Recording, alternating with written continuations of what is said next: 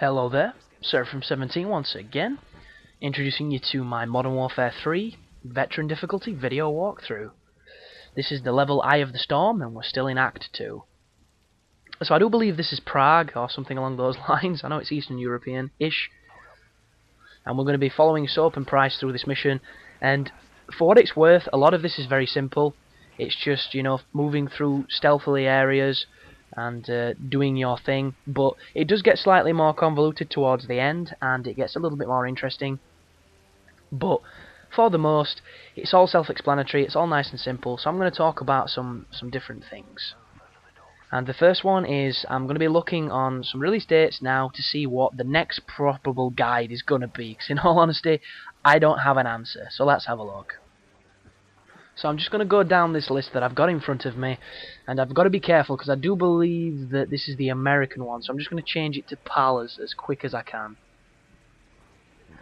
Because I know for certain that I'm not getting the Metal Gear Solid blooming remakes in November, or I would already own them. I'm pretty sure in my country they come out in February, and I'm real excited for them because they're pretty damn awesome. So on this list we've got GoldenEye 007 Reloaded, which somebody's asked me to make a guide for, and I've not seen too much gameplay about it. That is a definite possibility, because I do like me some James Bond, and it could be a good game. Assassin's Creed Revelations I'm not doing a guide for, because Assassin's Creeds have absolutely no difficulty. What I will be doing though is a live playthrough for that one. I'm not buying it though, so it might be slightly late, but anybody who's a fan of Assassin's Creed and has wanted me to play one, I will definitely be doing that.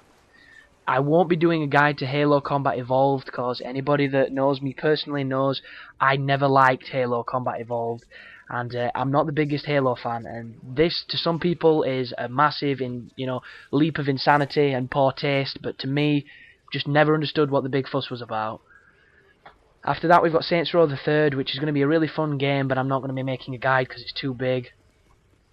We've got a bunch of beat-em-ups coming. And there's a massive jump from November to February. What the fuck is that about? How the hell is there no games in December and January?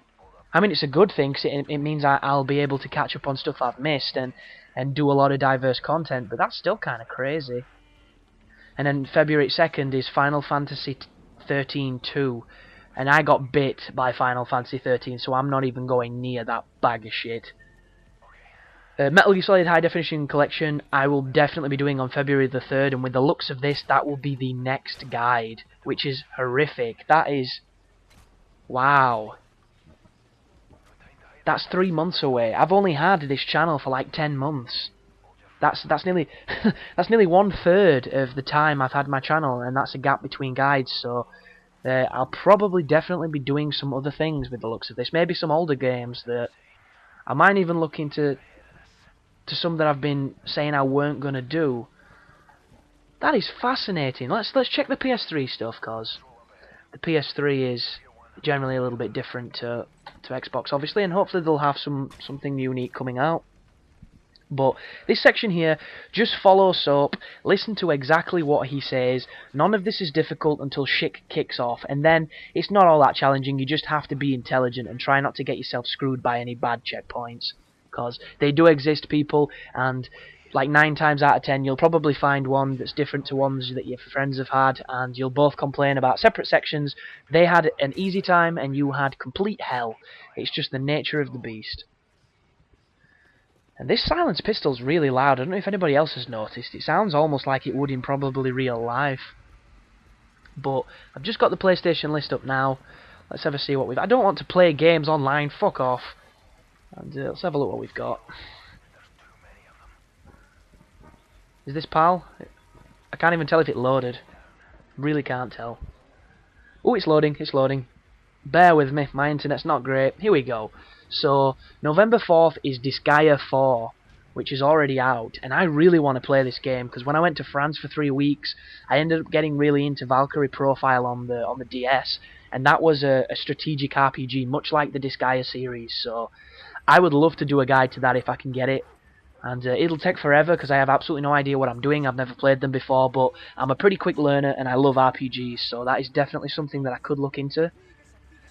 Then we've got a bunch of stuff that's already on Xbox, Sonic Generations, which I'm not interested in Sonics. I've got a buddy that's fucking awesome at them though, and if he ever makes a channel, he will wow you with his Sonic skills.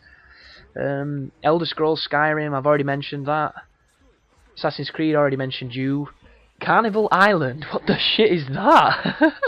I Pet Harry Potter, no thank you. Rayman Origins, that was a good game if it's the one I'm thinking of. So, there doesn't look like there's anything unique on the PS3 until, well, forever with the looks of that, so... On a lighter note, February is going to be a fantastic month for games for me, because there's a lot of stuff I'm going to be doing guides for, like The Darkness 2 and Mass Effect 3 and all sorts of great stuff. But this last month, November's been an absolute clusterfuck for anybody that makes videos, and you'll know exactly what I mean, because Uncharted, Battlefield, you know what I mean, Skyrim, Modern Warfare 3, they've all been coming out. Gears wasn't that long ago, it's just been fluent madness. And there's something fun about a massively crazy work ethic, but sometimes it just gets really silly. And you're always grateful for the little nulls, the little lulls, should I say. But I do believe this is where I can actually start talking strategy. I think this is where we actually use our guns. And you can use the hilarious red dot sight on the sniper rifle where it looks like he's checking his watch, but I wouldn't recommend it because it's fucking daft. But there you go, checking his watch.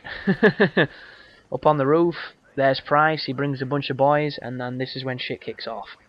So, the only area of this level that I believe is noteworthy when it comes to you might die, is when you have to push up and find soap when you get separated by the crowd, and there's a tank that fires at you. You'll get a checkpoint at it, and sometimes the tank will just instantly kill you. It makes no sense. On my recording run, didn't die once, didn't have any trouble, but on my first playthrough the tank killed me a few times, just because of bullshit reasons.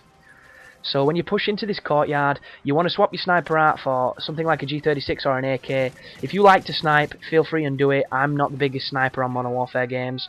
And just push up, use the cover intelligently, and just don't get too aggressive, because there's a lot of enemies that are going to spawn. The spawns are almost definitely infinite unless you push forward, so always be creatively and aggressively moving forward.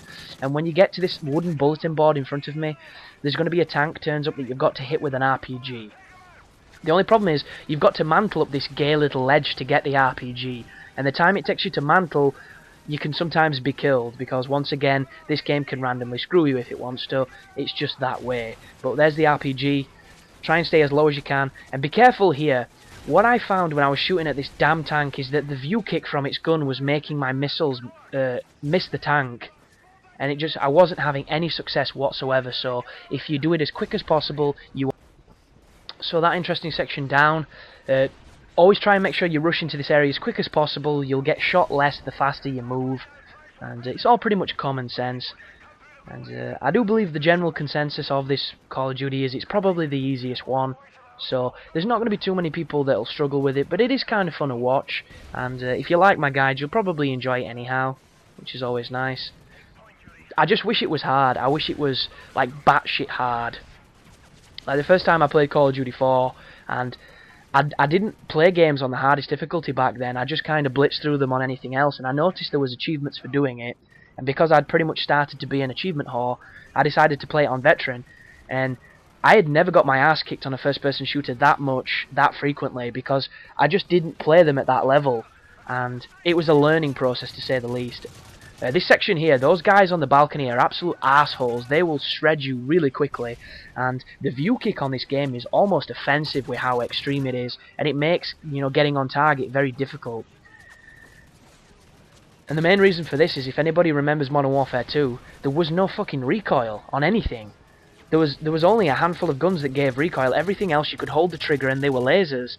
And this game has plenty of recoil. This is a lot closer to Call of Duty 4 with its recoil patterns, and it makes it so the feathering the trigger is a legitimate strategy, and you know, spraying and praying is not what you want to be doing. And in the multiplayer, you will get lit up if you try and spray too frequently. There are guns that will accommodate for this, and especially if you get the kick proficiency, that definitely helps you out a little bit. But like the M4, that's very stationary. The ACR's the same. The SCAR's probably very similar. But occasionally you'll get just a little random bit of recoil, a little bit like the Commando or the Galil off of Black Ops, where every so often you just get that little bit of a knock, and it's really noticeable because I'm not used to, you know, this engine having that kind of recoil. But this is the bit with the tank where sometimes he just randomly hurts you or kills you, and I'm not taking cover, I'm just running as quickly as I can so that Soap runs through the window and I can follow him very quickly. Because if you stay around there, you will get swarmed and you'll die. But there's your checkpoint, and as you move through this museum, this bit is kind of challenging. It's not, you know, pierce your balls difficult, but it's pretty interesting. So you're going to be stealthing around this section with Soap once again. I might have got my scenarios mixed up because there's a section in Blood Brothers that's very similar to this. Yeah, this might be just standard and simple. I think you stealth this. Unless you do what I just did then and get seen by the guys. Never a good idea. But laser sights mean bad guys. He uses a stun grenade. Clean that guy up. Nice and simple. Ooh, that is a lot of guys. You've got a lot of grenades and you're coming up to the end of the level, so feel free to use them. It does push the enemies out of their spawns. It does push them out of, you know, the safe spots. And the flashbangs are probably the most useful thing on the game. If you're ever stuck in a bad position and you've got a flashbang, use it. It is a win button. It is really useful. But just get used to going into prone, get used to jumping into cover and things, just to try and make you a harder target to hit. The better you get at doing it in the single player, the better chance you'll do on multiplayer. Because drop shotting is ostracized by a lot of people. People think it's gay, people think it sucks, but I will tell you now, it works. And if something works, you want to use it to do well. Same with the jump shotting. Jump shotting's gay when people jump around corners, but it definitely makes you hesitate because you don't expect them to do it. So utilize it in your own game, do it with moderation, and you'll become a better player. It's just how it works. But as you push through here into this church, you've got to wait for Soap to decide to move his ass. I had to come out because he just wouldn't follow me for some reason. And as soon as you're inside here, the level is done, and you're probably going to get a couple more achievements. So, as usual, people, thanks for watching, and you take care now.